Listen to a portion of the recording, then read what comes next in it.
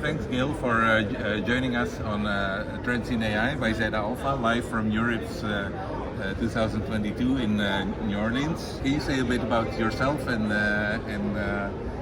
well, how has your NeurIPS been so far? Thank you, Jacob. Well, my NeurIPS has been awesome. It's really nice to meet, old friends and new friends and talk to so many people. So it's absolutely great.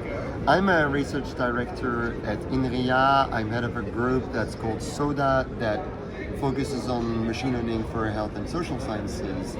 And I've been doing machine learning for 15 years. And one of the things that we did in my group was create scikit-learn, which is one of the most used machine learning packages. We all know it. We love it. Yeah.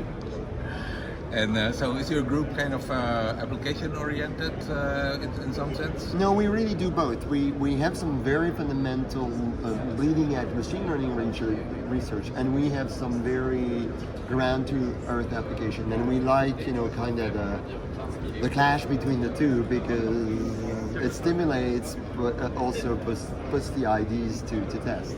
Yeah, and so I think yesterday was the launch of ChatGPT, right? Probably yet another very large model. Everything has been taken over by these super large models, and language models especially, even in non-language areas. But the paper which we noticed was one which kind of contrarian and goes against this this current. So why do tree-based models still outperform deep learning on typical tabular data? I think you would recognize the metaphor, the last little village in the Roman Empire that hasn't fallen to transformers and deep learning yet. So can you tell us a little bit about the work and the motivation for it?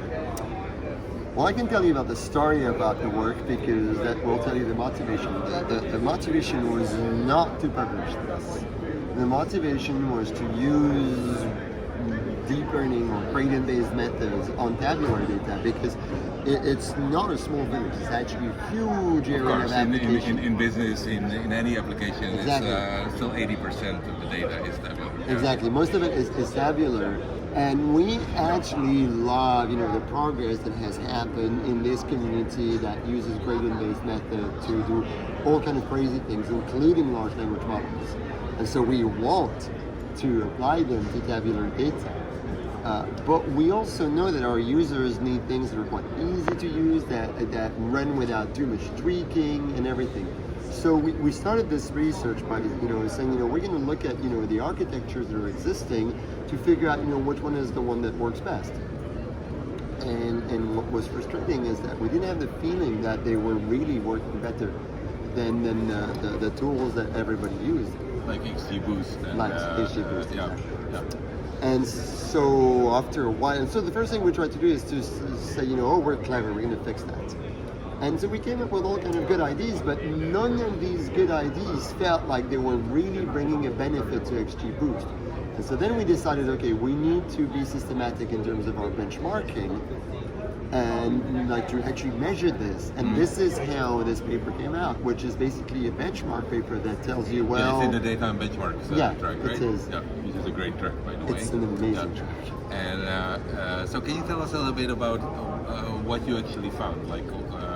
Okay, so what we found was that the first thing we did was that we defined a bit the problem, and we defined what we mean by tabular data, and that's something quite important because you need to, if you're going to have a claim like we have on tabular data, you need to define what you're talking about. And so the definition that we're using is maybe the most important aspect of the definition is that the different columns mean different things.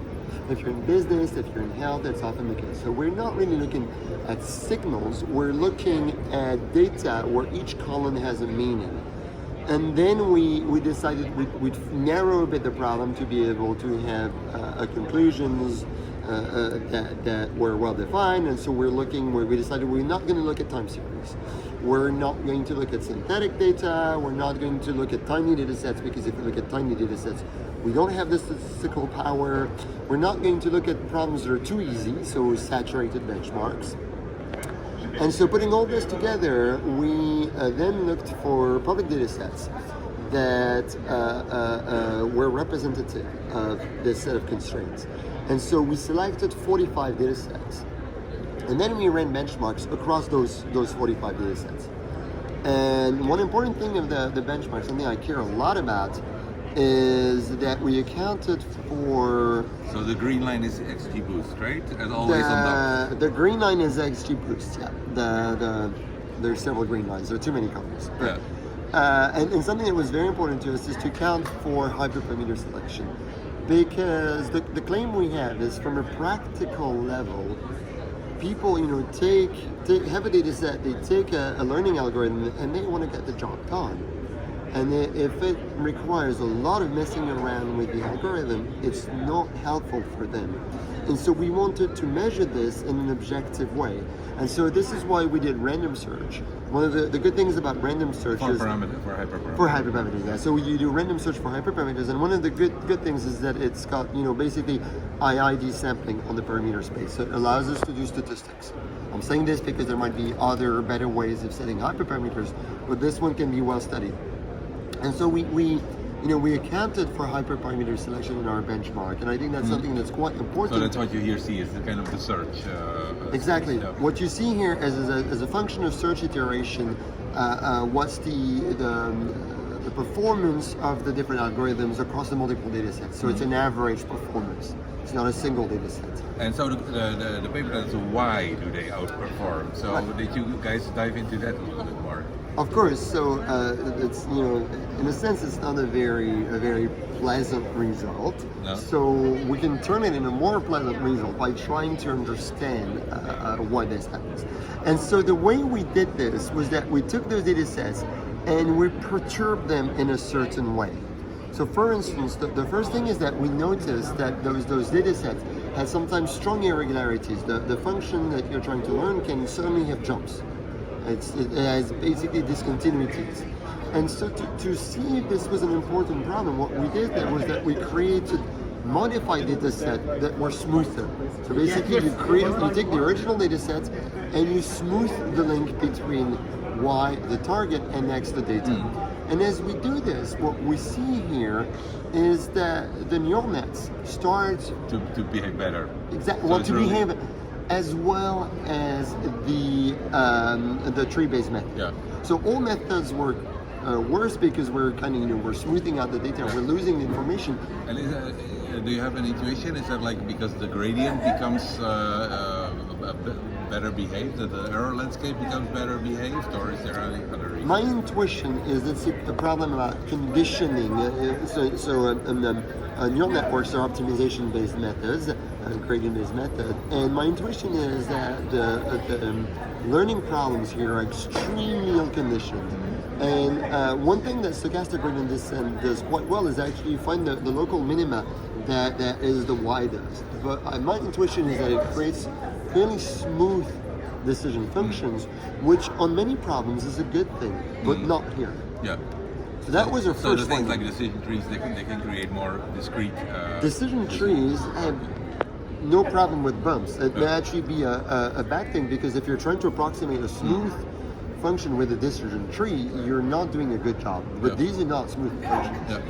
And to what extent is there this other factor that all of these decision tree, they're essentially ensemble methods, right? So they're trying to sort of leverage different solutions and combine them, and maybe the neural networks are not so good at finding good ensembles.